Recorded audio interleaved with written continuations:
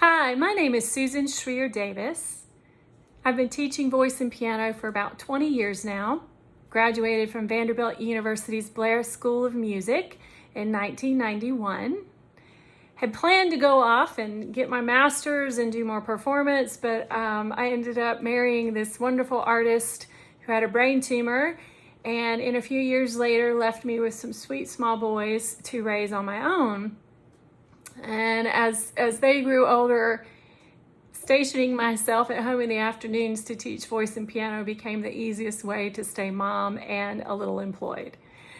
So I have taught and taught when for years I really didn't even want to, but we're at the point now that my kids say, I can't even imagine if you didn't do this, Mom. And honestly, in some ways, I can't imagine if I didn't teach, because I've learned the value and the joy of pulling a voice out of someone shy or intimidated, or you see that longing in them and they want it, but they just need someone to say, come on, we can get that out of you.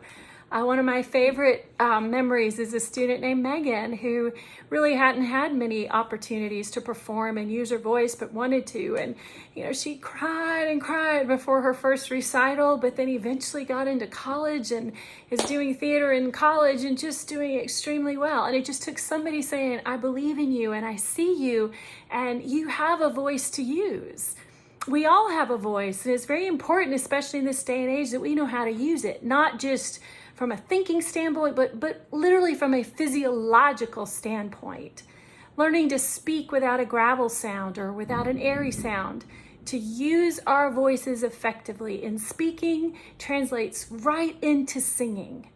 And so many people think they can't sing, but honestly, I just don't think they understand how to simply coordinate the muscles and the vocal cords and all that God's given them as their own voice. Hobbies, I have a ton of grandchildren around, and I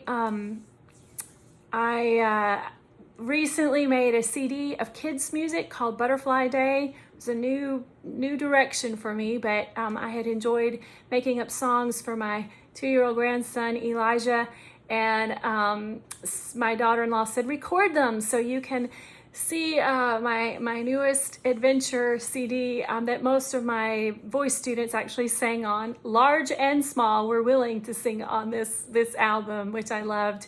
And I also recently uploaded a bunch of songs that I've written over the course of 10 years. I did a couple full CDs back in 2003, 2006, and then I had simply uploaded song by song and finally compiled them and made them available through Spotify, iTunes, Amazon. You can find me if you have a favorite streaming service. They're available for free on that.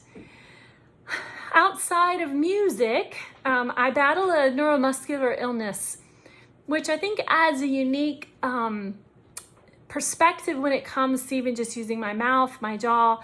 I have a little bit of weakness here. Just had my 10th surgery, which was an eye surgery to fix double vision. So, I know what it's like to be on the outside. I know what it's like to have to fight to make things work. I sing with a man who has dementia twice a week, and just keeping everything working for those 2 30-minute segments, I've really learned a great deal on how to have better vocal technique myself for that. I've needed it. So again, as a technician, I come to you with equipped in many different ways.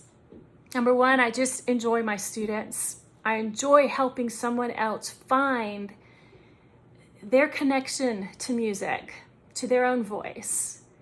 Number two, I come from somebody who's actually lacked a little bit of physical, muscle strength. I've had to learn new ways, and in my own learning, I've been better able to teach how to do what's necessary. And three, it's just fun. It's fun to get to sing, to accompany students, to just allow them their moment to shine. So come on, join my studio. We'll have some fun together. Thanks.